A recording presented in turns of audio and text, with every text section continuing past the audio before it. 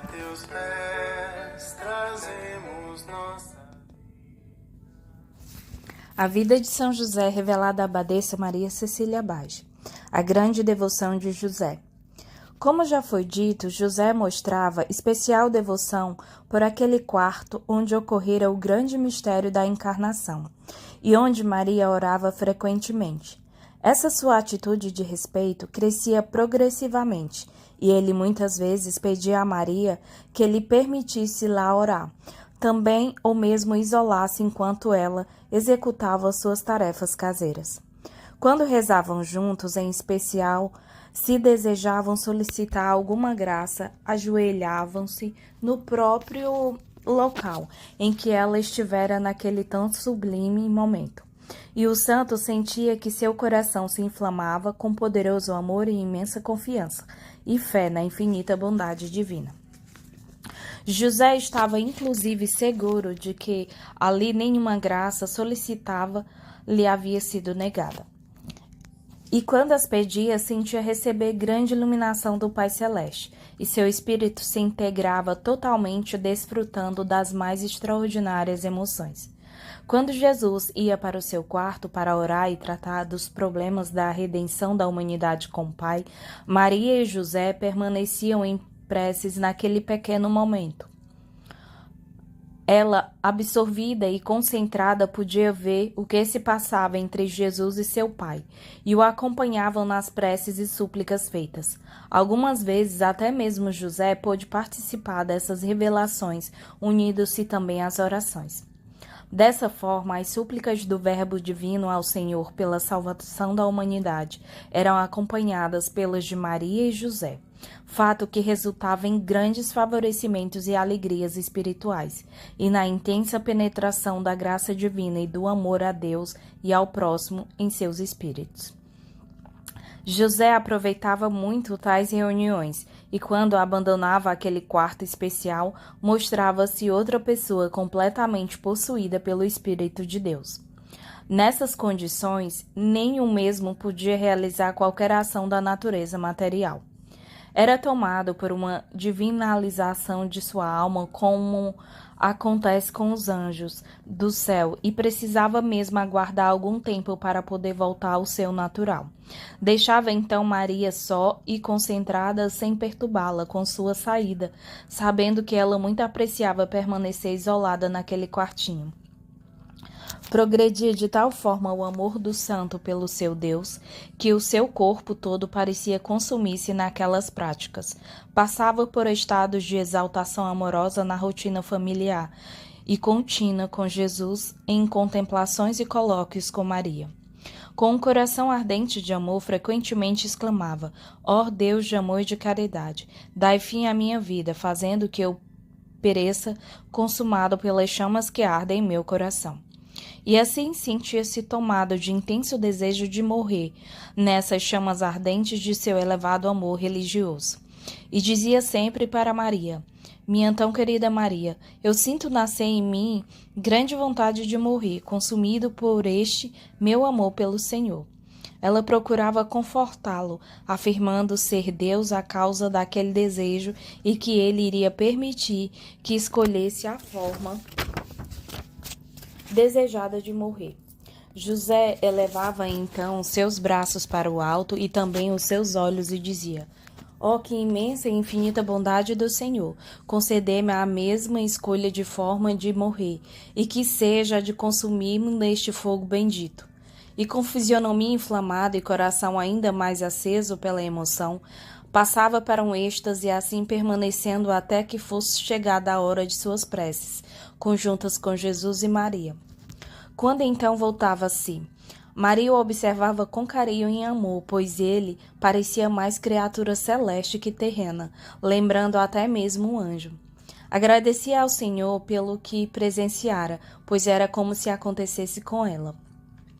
José tinha também grande devoção pelo mistério da encarnação do Verbo Divino. Depois de saber por Maria dia e hora do milagre, celebrou-o em todos os dias subsequentes, preparando-se de forma especial através de atos de penitência e mortificações pessoais. renovava constantemente tais homenagens com orações e agradecimentos ao Senhor pelo grande benefício feito para a humanidade. No entanto, no mesmo quarto com Maria, o fazia em nome de todas as pessoas, dispensando muitas horas em louvações a Deus pela sua grande condescendência. Ele mantinha esse comportamento desde o nascimento de Jesus e se levantava no meio da noite, hora do nascimento, e passava o restante da noite a rezar, agradecer e meditar sobre o grande acontecimento. E agia da mesma forma com relação à data da apresentação do menino no templo, onde então permanecia longamente em reflexões sobre as palavras de Simeão. Fazia tudo em companhia de Maria, lacrimejando copiosamente, com extremada fé, desfazendo-se em ternura. E sua alma se cobria de mais méritos. Além disso, tratava constantemente com ela sobre os assuntos religiosos, e ambos cresciam perante Deus. Entre todas essas alegrias, existiam também penas e preocupações ao lembrar-se dos sofrimentos pelos quais Jesus deveria passar ainda. E comentavam também passagens das Escrituras nas quais esses sofrimentos eram mencionados para o futuro. Maria lhe explicava claramente tais trechos e ele entendia perfeitamente o seu significado. Assim, passava por misturas de alegria, amor, dores e compaixões pelo menino. Era extremamente grande sua solidariedade, desejando mesmo sofrer, ele em vez de todos aqueles padecimentos. E dizia para Maria: Ah, Maria querida, eu vivo suplicando ao Senhor para morrer consumido pelo amor divino que tenho, mas suplico mais ardentemente para padecer dos sofrimentos e do amor que tenho por ele. Senti-me-á muito feliz se pudesse compartilhar de todas as suas dores e sofrimentos. E tão inflamado estava nesse seu desejo de sofrer, que chegava a solicitar a Deus que o fizesse sofrer muito antes da sua morte, submetendo a dores físicas, de maneira que ele pudesse, de alguma forma, comparar-se a Jesus, que tanto deveria sofrer em sua paixão e morte. Estando o menino em colóquios com o Pai Celestial e sua mãe, o santo se ajoelhava, colocava-se o seu rosto sob a pequena cruz fabricada por ele, e nesta posição, ansiando por sofrer, suplicava ao Senhor poder partilhar as dores destinadas ao Redentor na cruz. Suas súplicas não foram vãs, pois passou por terríveis sofrimentos e dores durante a moléstia fatal que o atacou, como o que verá adiante. Em suas inflamações ardentes de amor, exercitava-se a tal ponto de incapacitar-se para qualquer coisa, inclusive de alimentar-se. Ficava ainda mais obcecado, pensando nos sofrimentos pelos quais Jesus passaria no futuro. Passava noites inteiras chorando e se lamentando em razão de tal destino. E nessas situações de profundos tormentos dizia para si mesmo: Ah, corações cruéis, como podereis atormentar tanto vosso Redentor e Salvador? Como podereis colocar vossas mãos de forma tão ruim sobre ele? Como maltratareis tanto o Filho de Deus, tão imponente, tão grandioso, de tanta graciosidade e beleza, tanta sabedoria e bondade, tanto amor e tão grande sentimento de caridade? Gente cruel, como podereis tratar tão mal o vosso Redentor? Com esses tristes pensamentos, chegava mesmo a perder suas forças, tendo então Jesus que confortá-lo. Todavia, o santo não guardava verdadeiramente qualquer rancor por aquelas pessoas cruéis, servidoras da lei. Apenas nominava cruéis, más e desapiedadas, pedindo ao Senhor que as perdoasse. Em seguida, muito resignado, conformava-se à vontade divina, ou seja, a de que Jesus tivesse que morrer na cruz com grandes dores e sofrimentos morais. Ocasionalmente fixava seu olhar no menino,